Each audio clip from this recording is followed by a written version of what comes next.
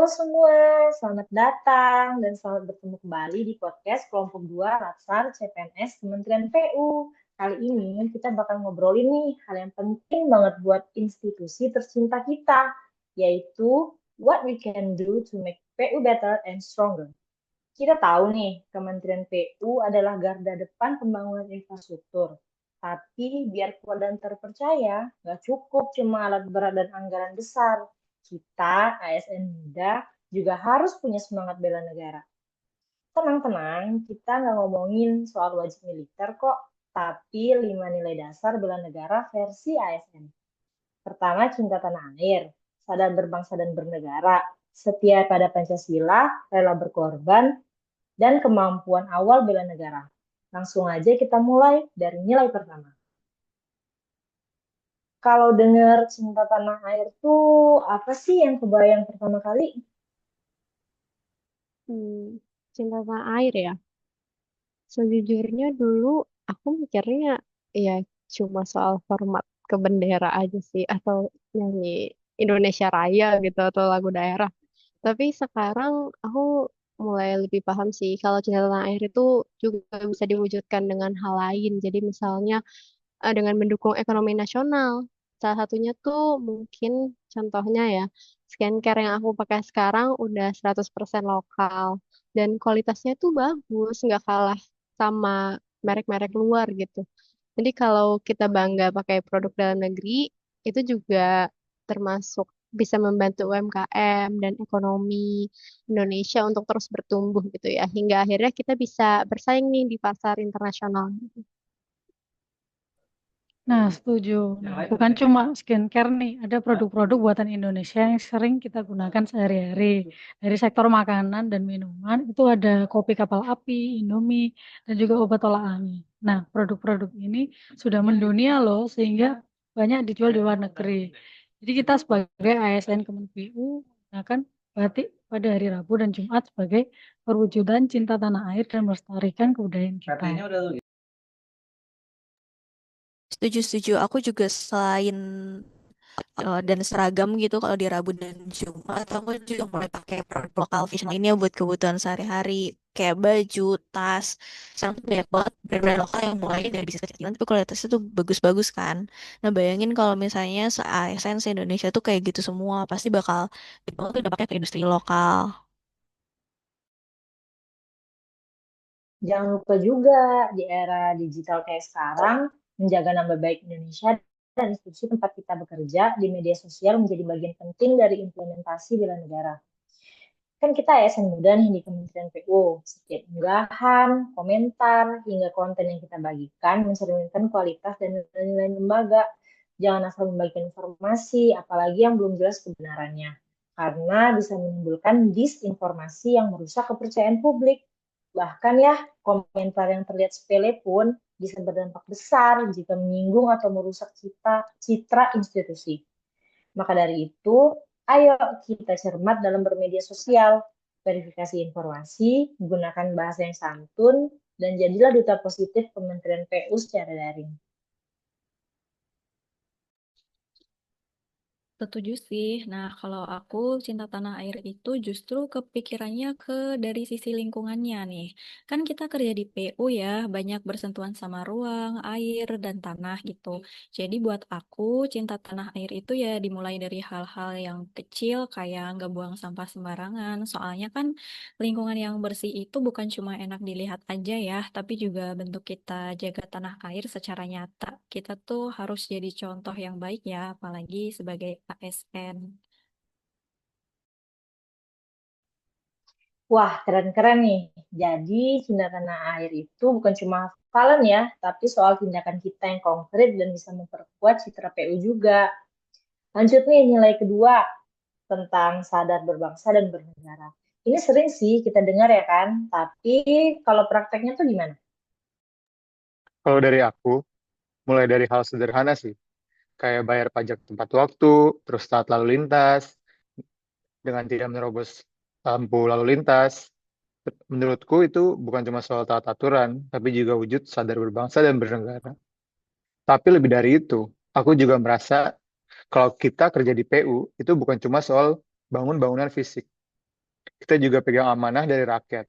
Jalan, jembatan, bendungan yang kita bangun, itu salah satu sumber pembiayaannya dibayar dari uang pajak masyarakat. Jadi, setiap keputusan dan tindakan kita harus punya rasa tanggung jawab moral. Nah, setuju dengan yang disampaikan oleh Mas Joshua. Karena salah satu sumber pembiayaan dalam pembangunan ini itu dari pajak masyarakat, mungkin salah satu kontribusi yang bisa dilakukan sebagai analis keuangan itu dalam praktiknya, dalam hal sadar dan berbangsa dan bernegara, aku bisa memastikan gitu bahwa anggaran yang kita gunakan selama ini itu transparan dan tepat sasaran. Sehingga segala tindakan dan keputusan yang dipilih oleh pimpinan yang dipilih oleh rakyat ini tidak memberikan dampak yang merugikan masyarakat. Nah, sebagai warga negara Indonesia, kita yang rutin 5 tahun sekali diadakan pemilu presiden, wakil presiden, dan anggota dewan ini. Mengikuti kontestasi pemilu merupakan partisipasi kita sebagai warga negara yang sadar akan berbangsa dan bernegara.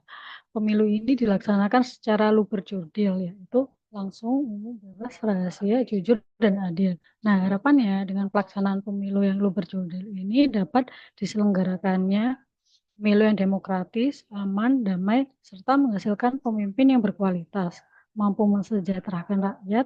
Selain itu diharapkan dapat meningkatkan partisipasi masyarakat dalam pemilu sehingga menguatkan stabilitas negara. Yes, ngomong-ngomong pemilu, kalau aku juga tahun kemarin dan sebelum-sebelumnya juga nggak pernah golput sih.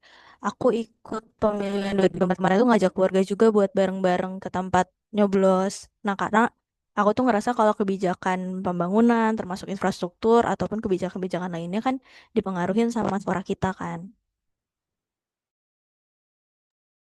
Iya, benar banget. Kita sebagai ASN, setiap tindakan kita bisa jadi cerminan negara. Jadi, kesadaran kita itu harus terus kita rawat.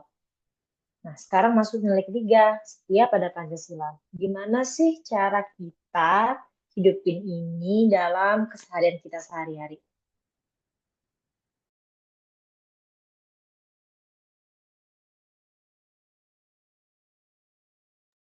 Kalau buat aku sesederhana musyawarah sih kayak yang ada di sila keempat ya. Soalnya kan kita di kerja pasti banyak ketemu nih sama beda pendapat gitu. Tapi kita kan punya pilihan untuk menyelesaikannya dengan terbuka dan sehat gitu, bukan kayak saling serang. Toh kan emang semuanya beda pendapat tuh punya niat baik kan untuk bisa dapat hasil yang terbaik.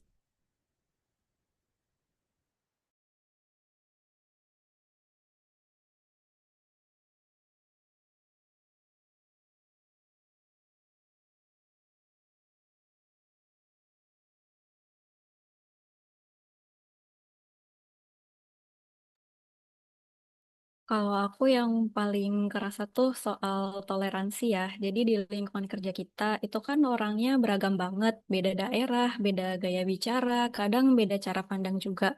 Tapi justru dari situ tuh aku belajar buat lebih terbuka, berusaha memahami dulu sebelum bereaksi. Menurutku itu wujud nyata kita pegang nilai Pancasila, terutama soal persatuan dan menghargai perbedaan. Kayak di proyek yang sebelumnya tuh, aku kerja dalam tim yang beragam kan, dari latar belakang tuh, budaya, daerah, bahkan cara kerjanya.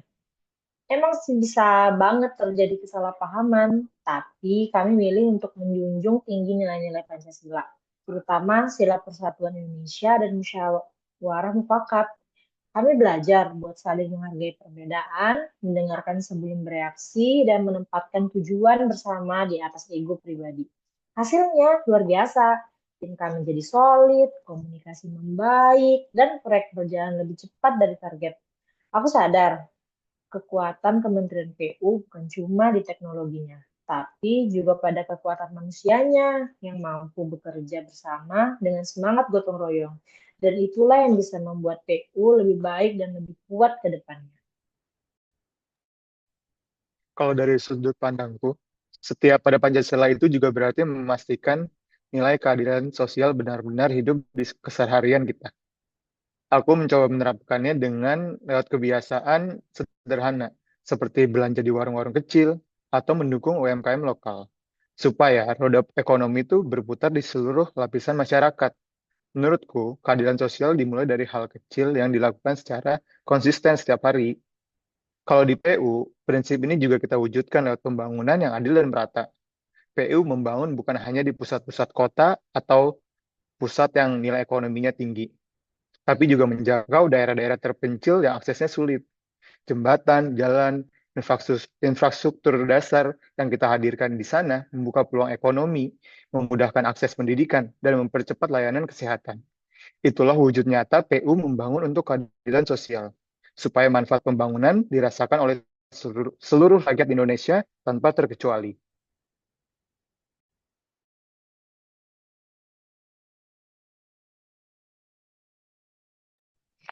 Jadi intinya praktik Pancasila bikin kita kerja di PU jadi lebih solid dan manusiawi ya. Mantap. Nilai keempat nih, yang sering diasosiasikan dengan heroik, yaitu rela berkorban. Kalau boleh sharing sedikit, sebenarnya di awal tahun kemarin, awal tahun ini bahkan ya, aku tuh sempat jadi panitia sembako murah waktu itu di daerah Kabupaten Karawang Barat. Nah, saat itu tuh lagi bulan puasa, cuacanya terik, pokoknya capeknya tuh berasa, hausnya berasa banget.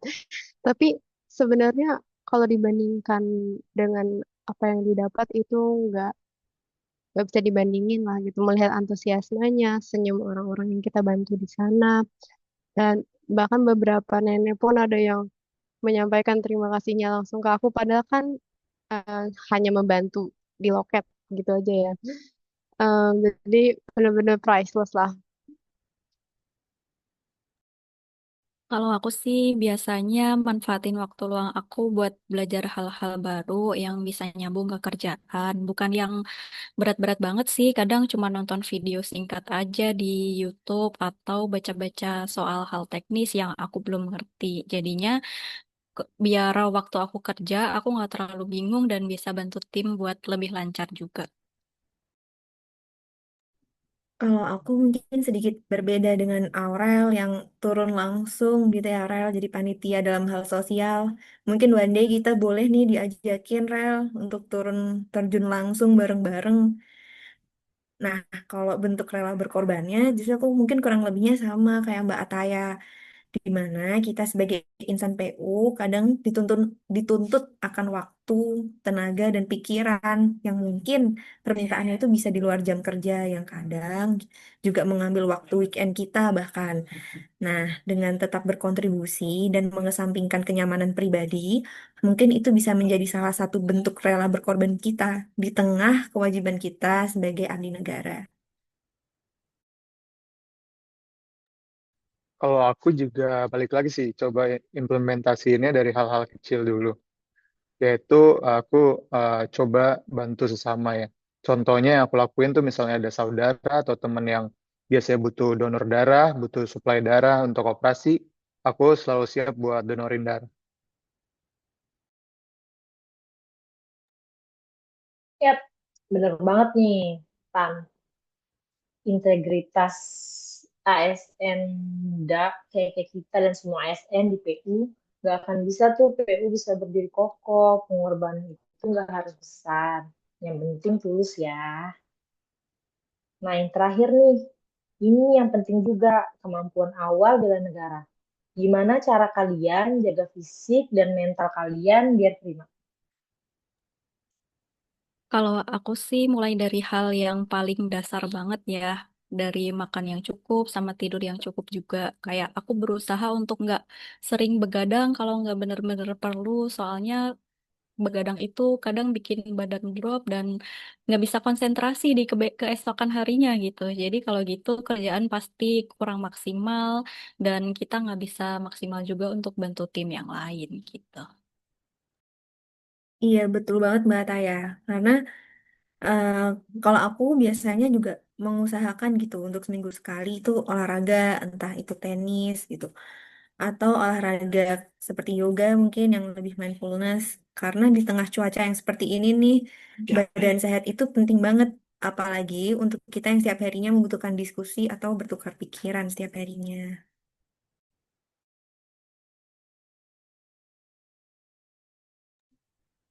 Kalau aku pribadi, itu mungkin aku lebih ke ibadah ya, yang bagian penting buat keseharian aku sehari-hari.